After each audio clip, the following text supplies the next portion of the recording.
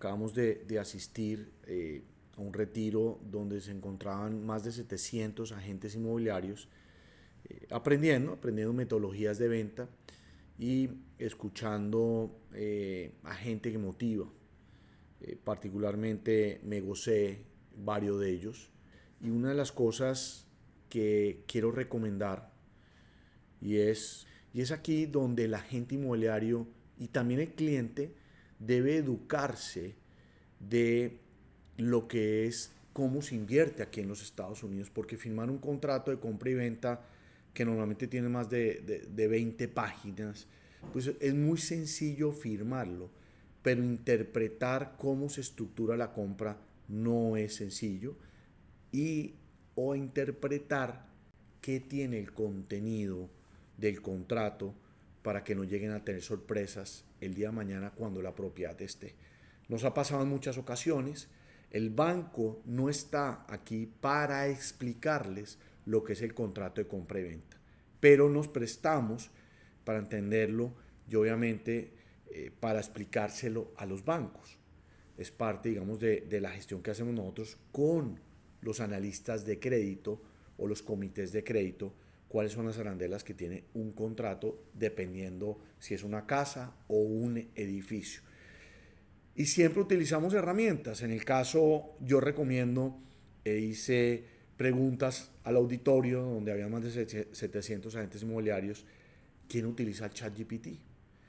Yo soy amigo que en compras, sobre todo de unos valores por encima de los 600, 700 mil dólares, utilicemos un abogado que capaz nos ayude a interpretar el contrato. Pero si no queremos incurrir en esto, los contratos son en inglés. Hoy hay muchas herramientas como el ChatGPT. El ChatGPT tiene tres versiones: gratis, $20 y $200. Para los agentes inmobiliarios les digo, quieren tener prácticamente un abogado con ustedes de su lado que les traduzca al detalle el contrato, que lo suban en PDF a ChatGPT y le digan cuáles son los pormenores de las cláusulas del contrato. El gratis no les va a decir eso, pero el de 20 y $200 sí les va a decir todo. Entonces, lo mismo también si eres cliente comprador, deberían de subir el contrato al ChatGPT por un archivo de PDF y hacerle preguntas. ¿Qué pormenores tengo de costos? ¿Qué pormenores tengo si no me aprueban el crédito? ¿Qué pormenores tengo si incumplo la fecha que dice el contrato? ¿El contrato a quién defiende? ¿Al comprador o al vendedor? Y hacer varias preguntas. Todo esto con el fin de ¿qué? De que estemos preparados para cuando la propiedad esté, sobre todo en preconstrucción, no tengamos sorpresas. ¿Sorpresas como qué? Costos extras, porque el contrato indica que hay ciertos fees, pero no indica el monto. El contrato indica si es sujeto a financiación o no es sujeto a financiación. El contrato indica qué pasa si no cumplimos la fecha del cierre, así el constructor se demore. Entonces, no podemos suponer ciertas cosas y por eso debemos de utilizar las herramientas que hoy nos da la inteligencia artificial. Y es poder interpretar un contrato que es en inglés, traducirlo al español con esta misma herramienta y hacerle preguntas. Normalmente los chat GPTs se vuelven uno si ustedes lo alimentan bien.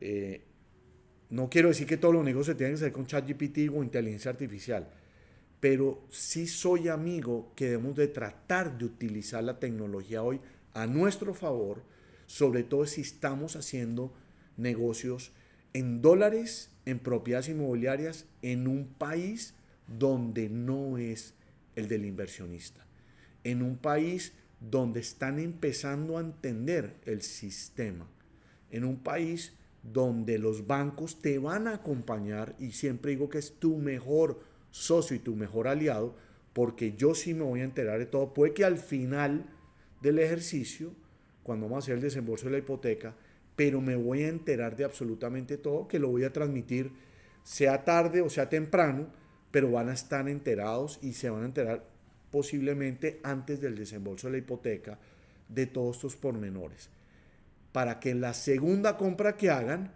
ya no tengan que sufrir. Entonces tienen que entender lo que es hacer negocio aquí en los Estados Unidos, que siempre digo, puede ser muy difícil si no se asesoran de los expertos.